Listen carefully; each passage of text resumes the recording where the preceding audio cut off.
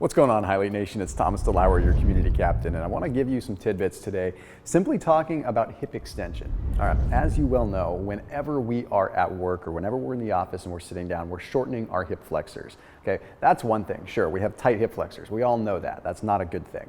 But did you know that you can actually start improving your lower back pain and start improving how your hips move simply by increasing the strength of your hip extenders? Okay, so we've got the extensors, which actually move the leg back, and we've got the hip flexors that move it forward. It's super basic. Whenever you're squatting or whenever you're doing anything like that, you're shortening those hip flexors. And a lot of the movements that we do whenever we're training the quads or anything like that, we're working on those hip flexors all the time. Then we go and we sit down and we shorten them even more. We've got the super short hip flexors, but we also don't have strong hip flexors. You see, they've gotten so short, their range of motion really isn't that great. So we need to actually increase the range of motion by strengthening the hip extensors. So here's how we do that. I'm gonna give you 3 exercises that improve that. We need to be able to improve the strength and the static holdability of the hip going back. We're talking about the hamstrings, the glutes, the glute medius, and a little bit of that. All right, so the first movement that I'm gonna show you, we're gonna get down on our hands and knees. This is literally just going to be a quad extension exercise. All we're doing is trying to keep the back as flat as possible, and we're literally gonna stick the leg back out, and we're going and we're holding for about 2 seconds and coming back down.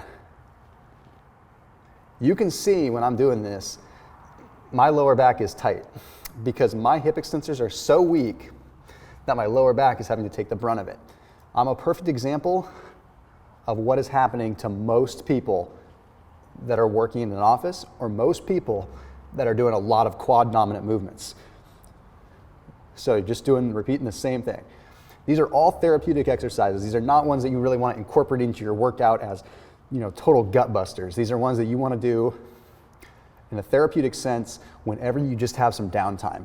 They will not only strengthen up your hip extensors, but they will also stretch out your hip flexors, which is just an added bonus. We want to get them strong. We want to get that neural connection there between your brain and your hip extensors. Okay, so the next one, we can actually stay on the ground. Super basic, going to be a bridge, okay? You can do these weighted, or you can do them just with body weight. So first thing we're going to do, we're just going to lay flat on our back. We're going to have our knees at about 45-degree angle, feet flat on the floor.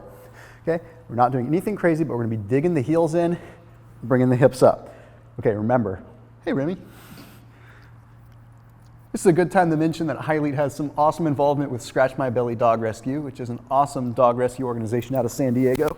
But anyway, all we gotta do while simultaneously petting a dog is make sure that you're bringing your hips up to the point where your hip flexors are stretching, and then you're squeezing the glutes at the top. Remember, you're trying to build that neural connection between your brain and your glutes. So hold for about 2 to 3 seconds up top, hit it again. Again, this is not a gut buster movement. This isn't something you're going to incorporate into your workout. This is simple movements that you can do just when you're at the office and you need to break away and work on your lower back and work on your hip extensors so your lower back doesn't hurt. Okay, you can go ahead and do like 15 to 20 reps, doing about 3 to 4 sets throughout the course of the day. Okay, then the next one I want to show you, we're going to go ahead and we're going to stand back up again. This one is super basic. You can do this with either a cable machine or just with straight up body weight.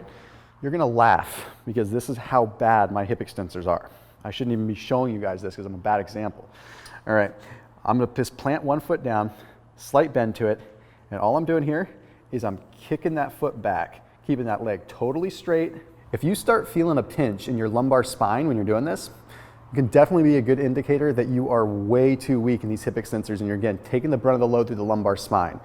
I actually have a little bit of a slip disc down there, so I really feel it, which tells me that my hip extensors are way too weak, and it's probably why I slipped the disc to begin with. Okay, so again, repeating the other side.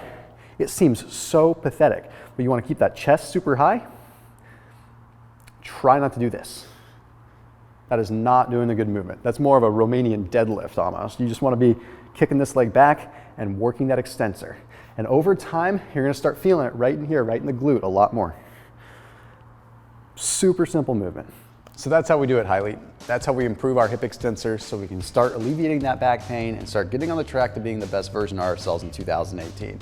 And as always, keep it locked in here on HYLETE so you can get the best health tips for 2018, but also so you can continue to get the best apparel that you possibly can without the high price tag. I will see you soon.